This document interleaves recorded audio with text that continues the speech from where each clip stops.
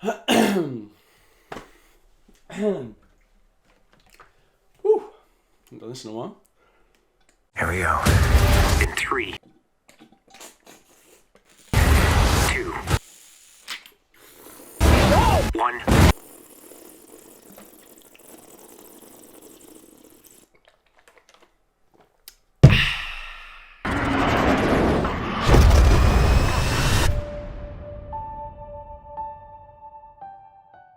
I didn't watch Escape from LA for literally years because people always said it sucked. And it turns out it's fucking awesome. I mean, it's no Escape from New York, but it's still John Carpenter and Kurt Russell, baby. I had a lot of fun. CGI sharks be damned. I want to see Kurt Russell pop a wheelie on a motorcycle and surf onto Steve Buscemi's car. It was a great time. And you know, John Carpenter actually turned down the chance to direct the first Top Gun in 1986, which was of course directed by the late great Tony Scott. Top Gun, Segway, Top Gun Maverick, oh my god, the film of the summer to beat. Just about everyone and their mums is getting a sequel these days because Hollywood is so scared of the oncoming Disney, Star Wars, Marvel behemoth, so it was easy to see why this long-gestating sequel might not have been very good. But Tom Cruise and the gang waited for a compelling reason to make this film, and that is the most exciting dogfights and fighter jet sequences ever put to screen as practically as possible. And oh my god, what a ride it is. I dare you to try and pick out shots that are not really done in camera. There might be one or two that might seem more obvious than others, but the blend of mostly practical fighter jet shots with maybe some CGI missiles thrown here and there is absolutely gorgeous. It's breathtaking. It's one of the best thrill rides I've had at the IMAX in quite some time, and you got to go and see it. I'm going to try not to spoil too much of the movie because if you're on the fence about seeing it, I really want to convince you, and I implore you to just stop watching this crappy video right now and just go out and see it, you know? Go be your own wingman. Or get some friends, they can be your wingman. Wingmen. There's a shot in the movie with a real cutting edge fighter jet that speeds past one of the actors and destroys the set.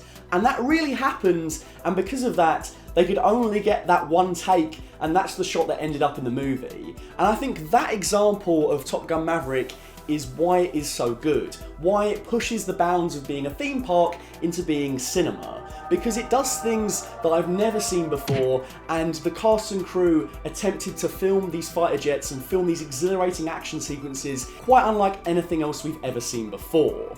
And it also takes its time to establish the characters and get to know them and establish some real stakes and genuine conflict before we get into the jets, which is currently unheard of in blockbuster filmmaking. My dad believed in you. I'm not gonna make the same mistake. This is a movie that plays on the idea in a meta way that Tom Cruise is kind of the last movie star and he is part of a bygone age of Hollywood filmmaking. But it also stands its ground and says, no comic book movies, you move. And it does it to incredible effect. I loved how they dealt with Tom getting older in this movie, and I think it's something that hopefully might get picked up in Mission Impossible Dead Reckoning. Just want to manage expectations. If you're sick of studios exploiting ununionized VFX artists to create things that they could easily do practically, then Top Gun Maverick is the tour de force for you. It calls back to the previous movie with Marvelous Ablom, but it doesn't forget to create new characters and push the story in a different direction, and I think that's why it works as one of the best legacy sequels of all time. Because you could be a fan of the ultra homoerotic first Top Gun movie. That guy's a fan. Or you could just be a fan of Tom Cruise being crazy and doing things practically in camera as much as possible, like I am. Open the door! Yeah, I'm trying. Oh my god!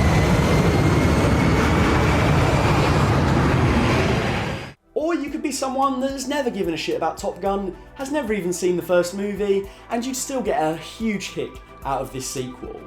I personally haven't seen the first one in some time, so I was quite happy that they replayed shots of Goose's death when they talk about it, so that I can actually remember what happened. It's pitch perfect action with a pretty well composed script. The only part of the script I would say flags and brings the pace down a little is the whole Jennifer Connelly romance subplot, purely because her character works in a bar, and so the only time we really get to spend any time with her and Cruise is when Maverick clocks off from Top Gun. I would have preferred they streamlined it a little bit, maybe had Jennifer Connelly's character be one of the admirals that's alongside John Hamm, so that she could be a bit more involved in the action and you could see that relationship blossom whilst they're on the carriers and whilst they're doing Top Gun, instead of it being kind of this aside that they keep going back to. But honestly, that's the only thing about it that I really came out of the cinema going, I wish they'd have tweaked that. Pretty much everything else was just freaking awesome. Come on! Jeez! Having any fun yet?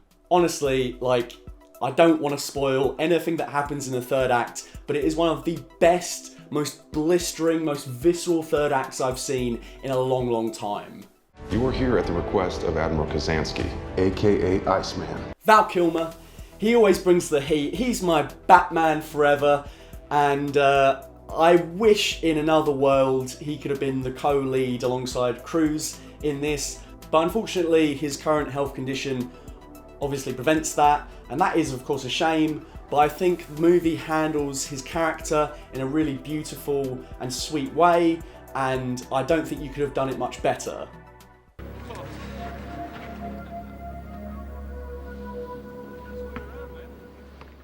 Tom Cruise has delivered time and time again across the last decade in what is becoming an increasingly bloated CGI summer snooze fest. You know I love my Infinity Wars, but it's not quite as visceral a thrill as watching Tom Cruise hang onto the side of an airplane, or climb the Burj Khalifa, or fly a helicopter against Superman.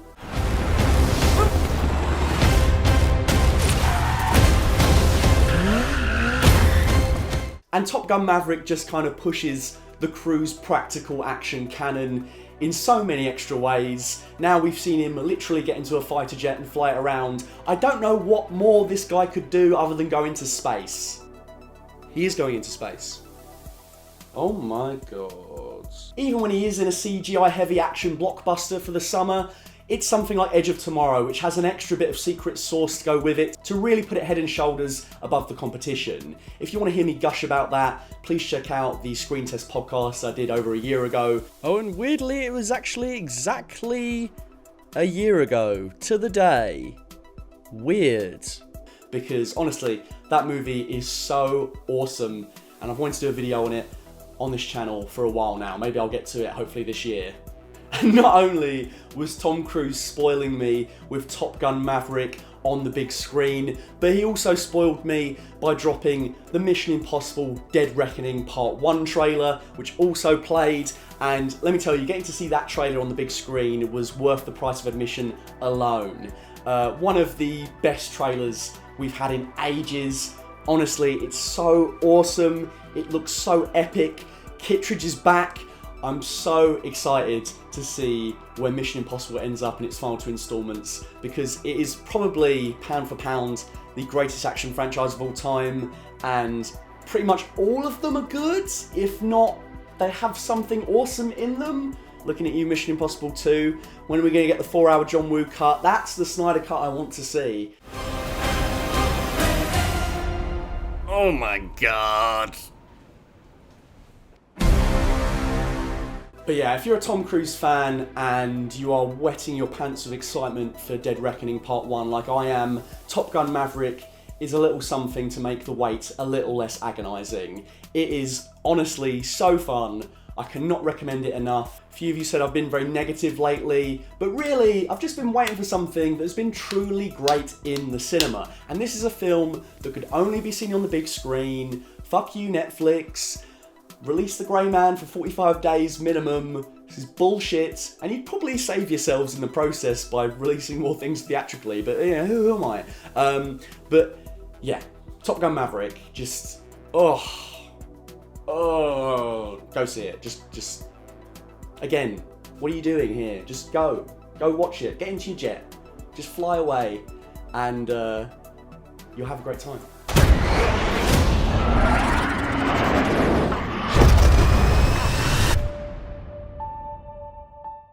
I've still got a Doctor Strange video coming up. I know it's a bit late, but I've been doing some fine tuning, and I've also got a couple of Star Wars related things coming out. And on the subject of Star Wars, obviously Kenobi is this Friday. The Full Fat Podcast is coming back for a limited run, so we're going to be covering that week to week. If you've wanted the podcast to come back, it's been on hiatus for like 9 months now.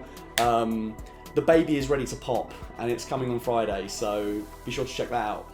And of course, if you want to yell at me about Tom Cruise movies and tell me that Top Gun Maverick isn't as good as Morbius, then you can find me on Twitter at FullFatVideos. You can find me on Instagram at full_fat_videos. And if you want to have a go at my glowing review of Escape from LA, then you can find me on Letterboxd at Matt Whittle. You can't run Obi-Wan! You can't escape him!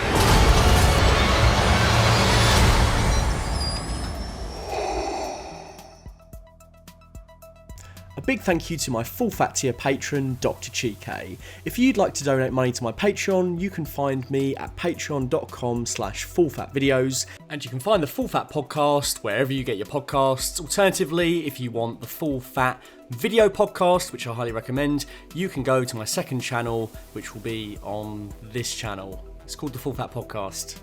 I kind of can't make it any easier than that, so I hope you find it.